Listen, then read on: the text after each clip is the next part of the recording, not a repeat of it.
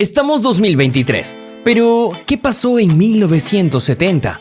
Este año pudo haber sido muchas cosas, pero aburrido no lo fue. En 365 días, todos los escenarios del mundo cambiaron. Sí, la Copa Mundial de la FIFA México transformó la manera de ver el fútbol que hoy conocemos. También un personaje llamado Chespirito se volvería un ícono de varias generaciones. El impacto por la muerte de grandes artistas como Jimi Hendrix, Janis Joplin y la disolución del fenómeno llamado Beatles marcaron una época importante. El cine de oro de México y sus influencias son algunas en la larga lista de recuerdos que vamos a desempolvar a través de la línea de tiempo de 1970.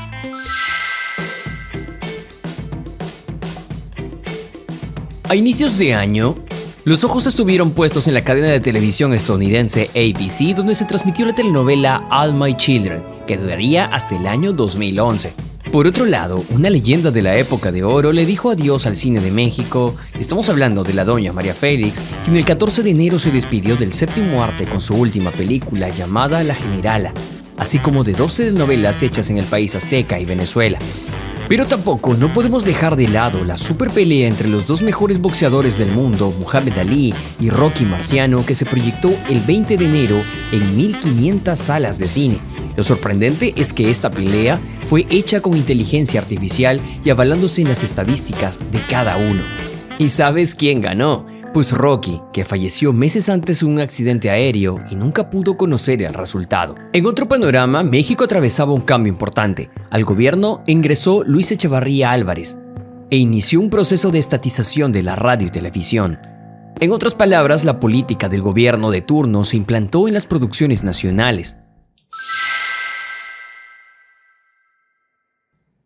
El mes del amor inició con un triste momento para Argentina, pues cerca de la localidad de Buenos Aires perdieron la vida 236 personas y 500 resultaron heridos en la colisión entre dos trenes. Hasta hoy es la mayor tragedia ferroviaria en la historia del país y una de las más grandes a nivel mundial. El operario lamentablemente no advirtió que uno de los trenes estaba varado por fallas técnicas, y mientras esto ocurría en Argentina, el campo de la medicina lograba hacer historia. La clínica de neurocirugía de la Universidad de Múnich realizó el primer trasplante de nervios humanos para darle sentido del tacto al cuerpo de un paciente. Ahora, paradójicamente, si este hecho buscaba dar vida, en otra escena, el 4 de febrero se empezaba la construcción de la ciudad soviética de Pripyat, que años después sería abandonada a causa del accidente de Chernóbil. ¿Sí? Más allá, el 11 de febrero, Japón se convertiría en la cuarta potencia espacial del mundo tras lanzar con éxito su primer satélite llamado Oshumi. Pero pasando de las políticas gubernamentales, vámonos al entretenimiento, que para esa época venía escuchándose mucho México. El 12 de febrero, Joaquín Cordero, el actor del momento, se estrena como protagonista en la película Los Problemas de Mamá, junto a un reparto de primera.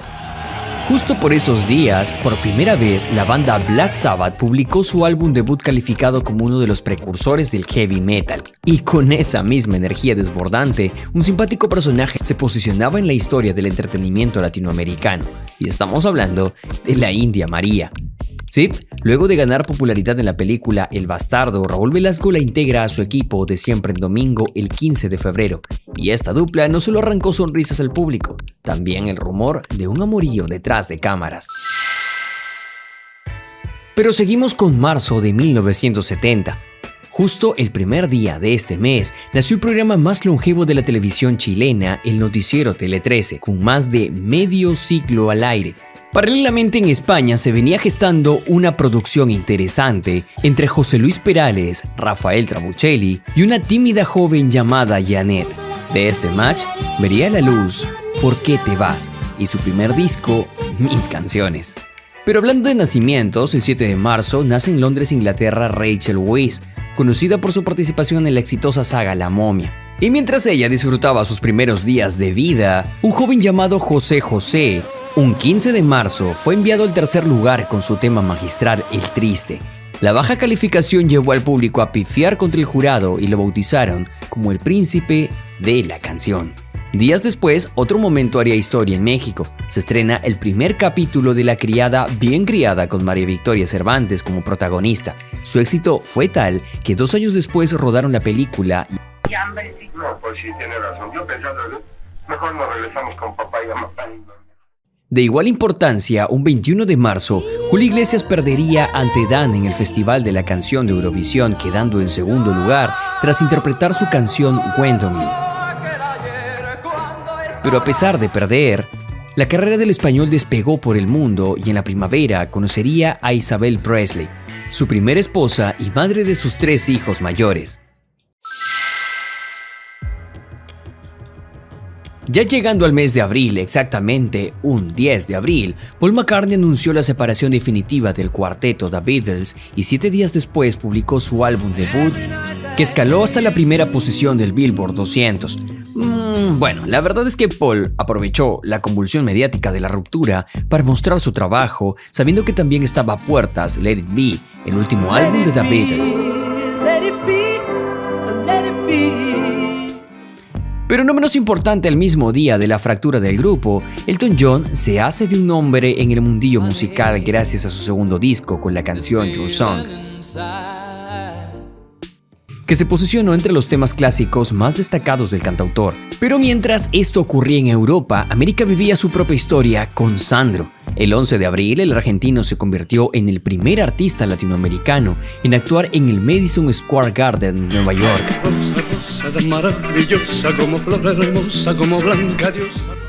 presentándose en 2 recitales diferentes frente a más de 5,000 espectadores. Su popularidad lo llevó también al cine ese año con Gitano y Muchacho, esta última con la actriz Irán Iori, con quien dice hubo un romance. Ha llegado el momento del beso. Pero volviendo a tierras aztecas, el 13 de abril, aunque ustedes no lo crean, la vida le dio la bienvenida a Eduardo Capetillo, integrante de un linaje con larga tradición como toreros.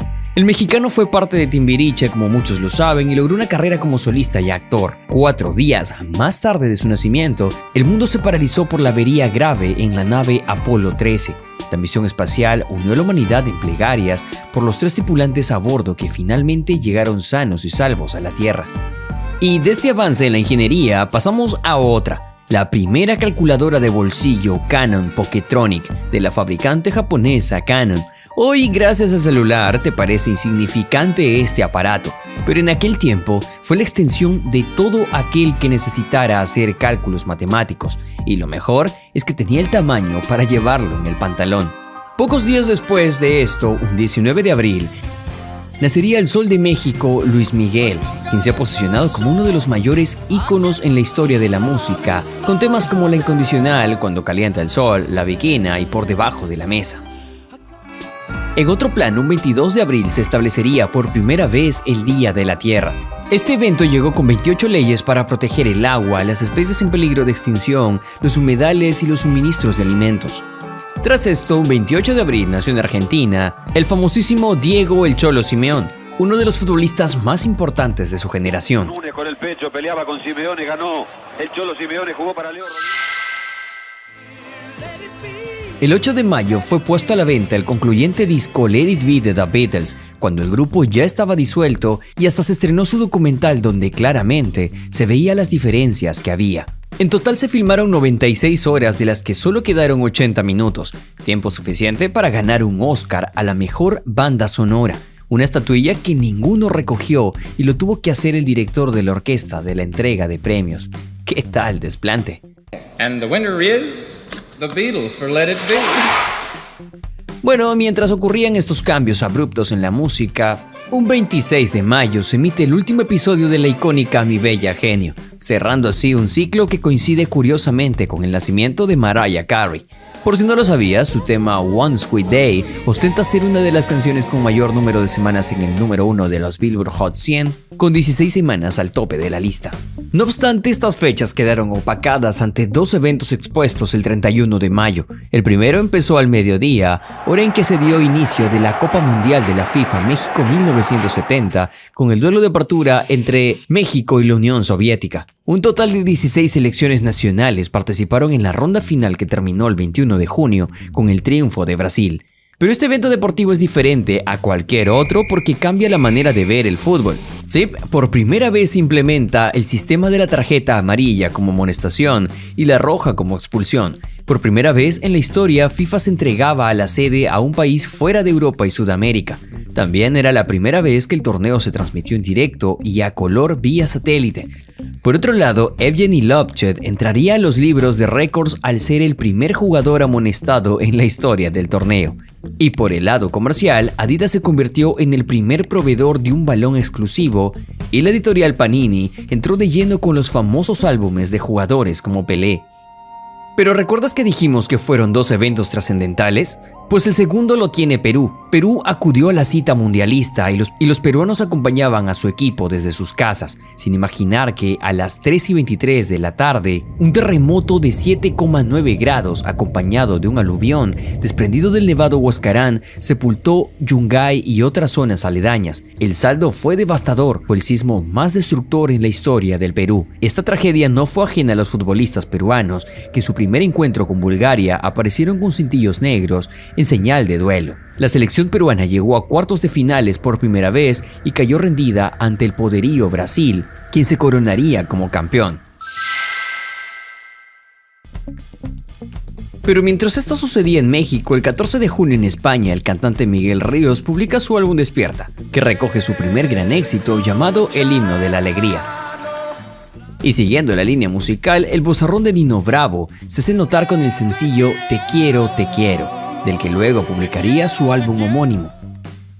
Y te cuento que meses antes había participado en diversos festivales internacionales, pero con ninguno se llevó el primer lugar. En otra escena más hard, el 27 de junio la banda Queen realizó su primer concierto en City Hall y al día siguiente se llevó a cabo la primera marcha por los derechos del colectivo LGTBIQ.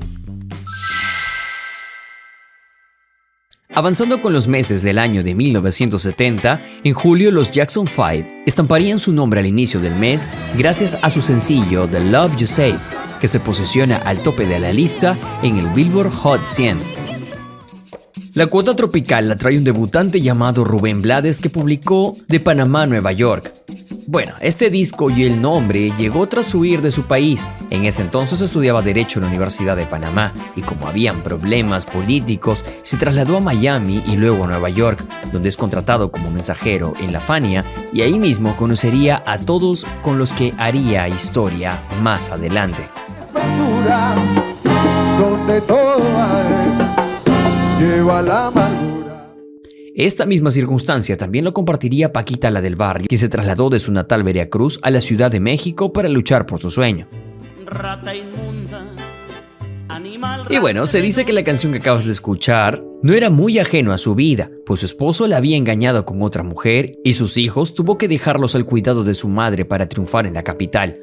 Y si hablamos de momentos difíciles, Juan Gabriel lo vivió a flor de piel. Si bien en el archivo aparece que estuvo encarcelado en 1967, sus biógrafos y hasta él mismo asegura que el tema No tengo dinero lo escribió este año, en 1970, durante su estancia en la cárcel. Ya en agosto, pasando la frontera, nos vamos a Estados Unidos, donde nace el 23 de agosto River Phoenix.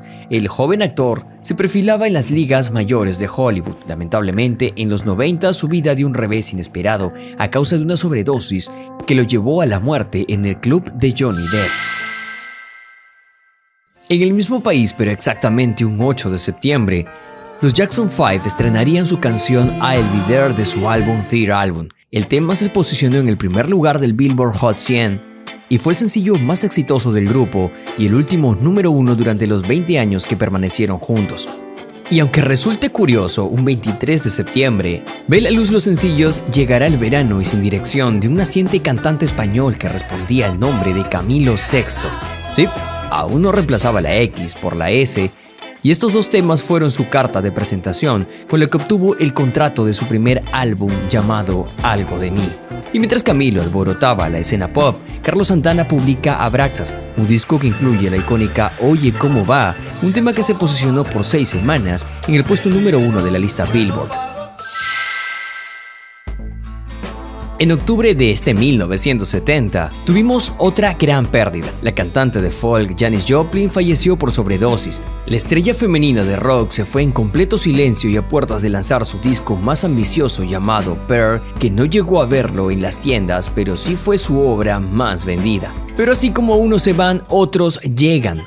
El 14 de octubre salió al aire el primer capítulo de Chespirito. Al principio, el show fue formado por una serie de sketches hechos por Roberto Gómez Bolaños. Ahora entiendes por qué veíamos personajes como el Dr. Chapatín, el Chapulín Colorado y el Chompiras. En otro escenario, Rafael asentaba los cimientos de su próspera carrera. Se presentó en Nueva York y cantó en vivo en francés, italiano e inglés.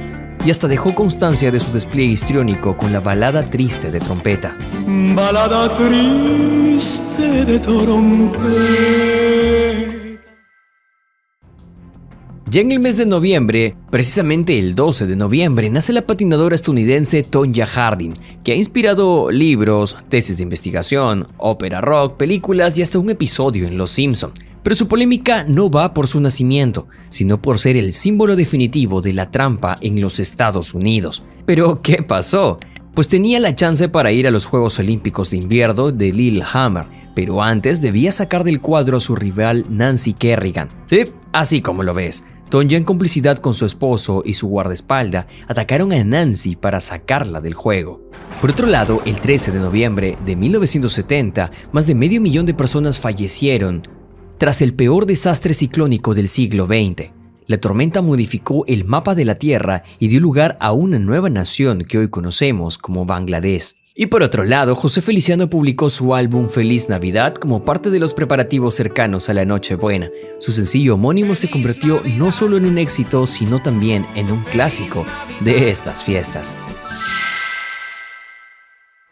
Y llegando ya a finales de año de 1970, el 5 de diciembre se establece con Salsa. Sí, este día vio la luz Asalto Navideño, un disco que transformaría por completo la vida de dos jóvenes llamados Willy Colón y Héctor Lavoe con su canción La Murga. El trabajo, sin lugar a dudas, se volvió el mejor disco navideño grabado por una orquesta de música latina caribeña. 6 días más tarde, John Lennon hace lo propio con su primer álbum solista, donde destaca la canción Mother. El británico conceptualizó sus traumas de infancia, así como el cierre de su etapa en The Beatles. Por eso está considerado uno de sus álbumes más sofisticados y mejores logrados. Y pasando al mundo de la animación, a punto de terminar el año de 1970, en diciembre se presentó en la pantalla grande la recordada película Aristogatos de Walt Disney, que hoy preparan un remake. Finalmente, en los últimos días del año, dos artistas quisieron estampar su nombre. Estamos hablando de Leo Dan con su tema Te he prometido, y de igual modo la cubana Celia Cruz con su disco etc, etc, etc, con la dirección de Tito Puente. Espero que te haya gustado esta línea de tiempo de 1970 al igual que a mí. Si te gustó, no te olvides darle manito arriba y suscribirte al canal, activando la campanita para estar al tanto de más notas como esta. Mi nombre es Carlos y nos vemos en un próximo video. Cuídense mucho. Chao.